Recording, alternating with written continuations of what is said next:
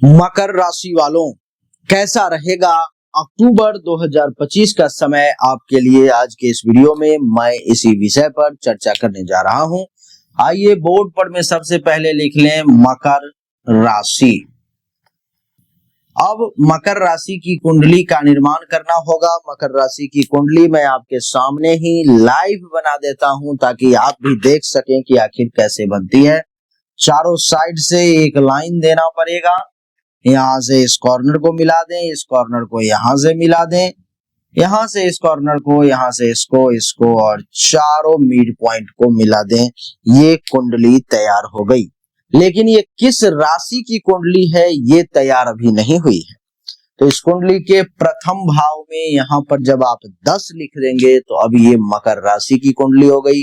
और यहाँ पर में जब आप 14 दे करके या चंद्र लिख देंगे तो ये मकर राशि की कुंडली हो गई, यानी कि मकर लग्न और मकर राशि अब ये दोनों ही हो गई। अब नंबर दे करके आगे इस चीज को बढ़ा दूं।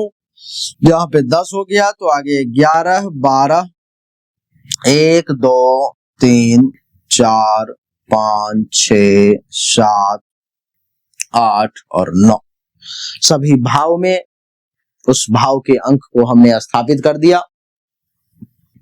अब चर्चा सूर्य से आरंभ करता हूं। सूर्य देव जो है सो 17 अक्टूबर तक कन्या राशि में है, कुंडली के नवम भाव में। यहां पर में सूर्य का 17 अक्टूबर तक कन्या राशि में नवम भाव में होना क्या परिणाम देगा। 17 अक्टूबर तक यह समय भाग्य, धर्म, उच्च शिक्षा, यात्रा और पिता से जुड़े मामलों में सक्रियता लाएगा।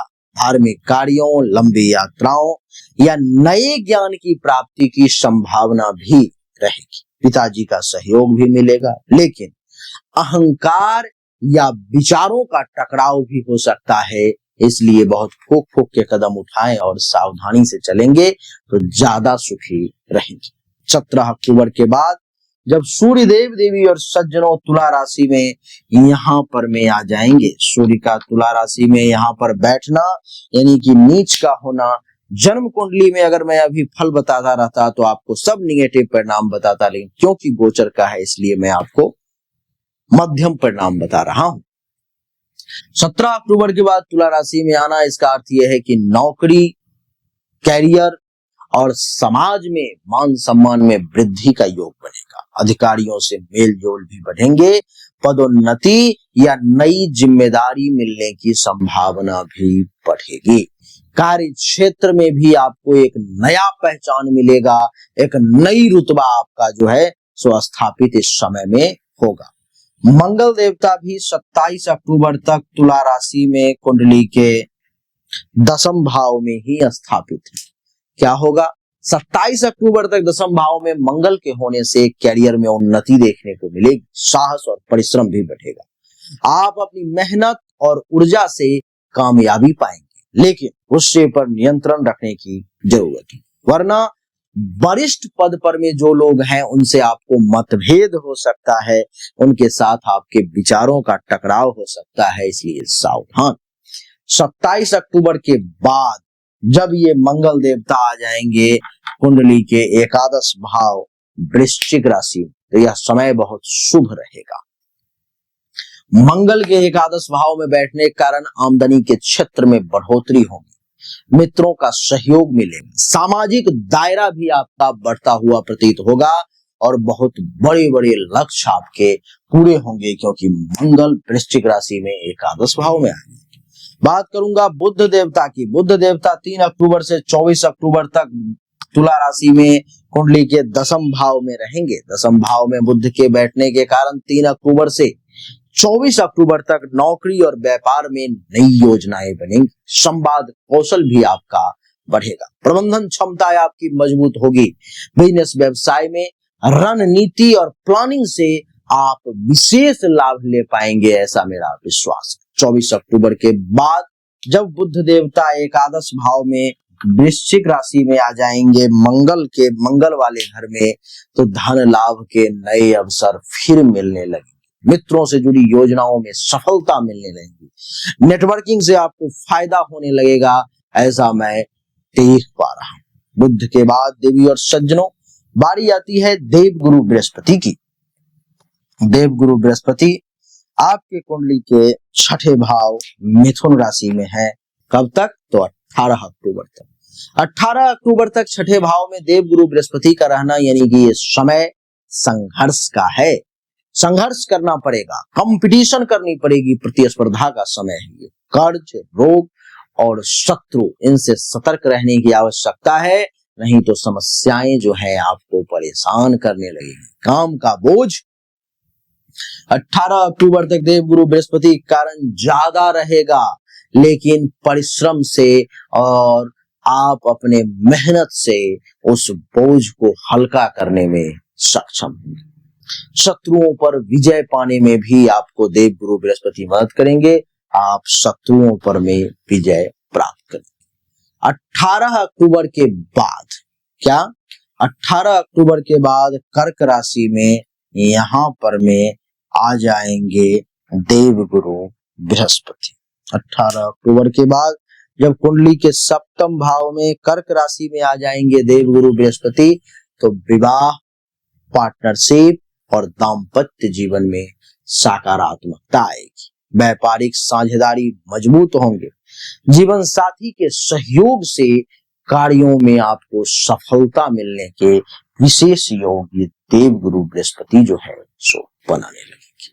बात अब शुक्र का कर रहा हूं। शुक्र 9 अक्टूबर तक अष्टम भाव में है। यहां पर में शुक्र का अष्टम भाव में 9 अक्टूबर तक सिंह राशि में होना, यह समय व्यक्तिगत रिश्तों में उतार चढ़ाव लेकर के आएगा। यह समय आपके पर्सनल संबंध को तोड़ने का भी प्रयास करेगा। कुछ गुप्त खर्च आपके बढ़ सकते हैं। प्रेम संबंधों में गोपनीयता या गलत फहमी की संभावना भी मैं देख रहा हूं, इसलिए सावधान हो जाए। 9 अक्टूबर के बाद जब शुक्र देवता आ जाएंगे कन्या राशि में कुंडली के नवम भाव में, तो क्या होगा? देवी और सज्जनों, सौभाग्य, यात्रा, धर्म और उच्च शिक्षा में वृद्धि का ये समय साबित होगा। विदेश यात्रा या उच्च अध्ययन का योग भी बनाएंगे शुक्र देवता नवम भाव में बैठ करके। शनि के गोचर की अगर बात करूं तो पूरे महीने शनिदेव मीन राशि में कुंडली के तीसरे भाव में रहेंगे। तीसरे भाव में शनि का होना यानी कि साहस, परिश्रम और मेहनत में वृद्धि के योग। ऐसे काम भी कर लेंगे आप शनि के बदौलत जो काम आपको भारी लग रहा था, डर लग रहा था, उस काम को भी साहस, परिश्रम और मेहनत के बदौलत आप पूरा कर लेंगे। छोटे भाई बहनों से भी आपको सहयोग मिलेगा, या मतभेद भी अगर है तो आपको ऐसा कुछ करना पड़ेगा जिससे कि मतभेद समाप्त हो जाए। शनि उसमें मदद करेंगे। यात्राएं करेंगे आप छोटी छोटी, जो लाभदायक सिद्ध होंगी। आपके प्रयास धीरे धीरे ही सही लेकिन अस्थाई और सफलता देने वाले होंगे, ऐसा शनि का प्रभाव। राहु की भी बात कर लेता हूं। राहु कुंभ राशि में दूसरे भाव में। देवी और सज्जनों, दूसरा भाव अर्थात राहु का बैठना यानी कि वाणी पर नियंत्रण बहुत जरूरी होगी। परिवार में मतभेद की संभावना आ जाएंगी। आर्थिक मामलों में अचानक से लाभ या हानि दोनों देखने को मिल सकते हैं। खाने पीने में सावधानी बरतने की बहुत आवश्यकता है, नहीं तो समस्याओं का सामना करना पड़ेगा। देवी और सज्जनों, राहु के बाद केतु की अगर बात करूं तो केतु कुंडली के अष्टम भाव में सिंह राशि में है। केतु का अष्टम भाव में होना यह दर्शाता है कि यह समय गूढ़ ज्ञान, आध्यात्मिकता और रिसर्च के लिए अच्छा है, परंतु स्वास्थ्य पर ध्यान दें। अचानक परिवर्तन के भी योग, दुर्घटना या गोपनीय समस्याओं से आपको सतर्क रहना होगा, नहीं तो आप परेशान हो सकते हैं। मैं समग्र ग्रहों की स्थिति को देखते हुए अगर फाइनल रिजल्ट पे पहुंचूं तो यह महीना कैरियर और लाभ के लिहाज से बहुत ही शुभ है। 17 अक्टूबर के बाद सूर्य, मंगल, बुध कैरियर और लाभ भाव को बहुत मजबूत कर देंगे, जिससे बड़ी उपलब्धि, सम्मान और आय में वृद्धि के योग।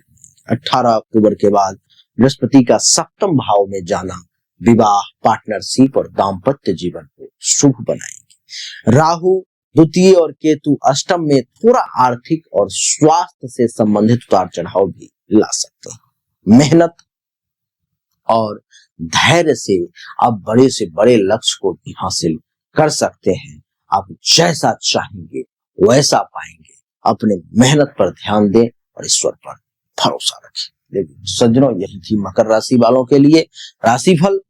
मकर राशि वालों, आपका भाग्यशाली रंग नीला है, लाल है, व्हाइट है और ग्रीन है। नीला, लाल यानी कि blue, red, white and green, ये 4 कलर भाग्यशाली हैं। सर के टोपी से पांव के जूते तक इसी 4 का कॉम्बिनेशन बना के यूज करोगे तो ज्यादा अच्छा है। जो लोग ज्यादा परेशान हैं जीवन में, वो लोग अपने जीवन रत्न और भाग्य रत्न को जरूर धारण करें। इससे आपके जीवन की ज्यादातर समस्याएं दूर हो जाएंगी। चाहिए तो व्हाट्सएप करें सामने दिए गए नंबर पर। राधे राधे। हमने अभी तक आपको जो भी जानकारी दी ये 100% सत्य नहीं है। फिर से सुने, 100% सत्य नहीं है। आपने बिल्कुल सही सुना है। ऐसा मैं क्यों कह रहा हूं? क्योंकि अभी तक जो हमने आपको बताया ये एक सामान्य राशिफल है, विशेष नहीं है। विशेष जानकारी, 100% एक्यूरेट जानकारी तो आपको तभी मिल सकती है जब पर्सनली आपके जन्म कुंडली की जांच की जाए, पर्सनली आपके हाथ की रेखा को देखा जाए, तभी तो सिर्फ आपके बारे में सही जानकारी आपको प्राप्त होगी। और जब वो जानकारी प्राप्त होगी तो वो 100% एक्यूरेट होगी। आपको जानना चाहिए, अगर आपको परिश्रम ज्यादा करना पड़ रहा है लेकिन परिणाम नहीं मिल पा रहे हैं, आपको भाग्य का साथ नहीं मिल पा रहा है, जिस पोजीशन पर आपको होना चाहिए उस पोजीशन पर आपसे पहले कोई और पहुंच जा रहा है, इसका अर्थ है कि भाग्य का साथ नहीं मिल रहा है। भाग्य के देवता की स्थिति कुंडली में गलत है, उसको ठीक करने की जरूरत है। दूसरा, अगर आप बहुत परिश्रम कर रहे हो, आमदनी के कई सोर्स को तलाशने की कोशिश कर रहे हो, लेकिन आमदनी बहुत ज्यादा कर नहीं पा रहे हो जितनी इच्छा है, जितनी कोशिश है, तो चेक करने की जरूरत है कि आमदनी के जो देवता हैं उनकी क्या स्थिति है कुंडली में। आखिर आमदनी क्यों नहीं बढ़ पा रही? अगर आप पैसा तो कमा रहे हो लेकिन बचत नहीं कर पा रहे हो, लाख प्रयास करते हो लेकिन फिर भी कितना भी पैसा कमा लूं, कितनी भी कोशिश कर लूं, बचत नहीं हो पा रहा है, तो आपको चेक करने की जरूरत है कि जन्म कुंडली में जो धन धान्य संपत्ति के बचत की देवता हैं, जो बैंक बैलेंस के देवता हैं, उनकी क्या स्थिति है, क्यों ऐसा हो पा रहा है।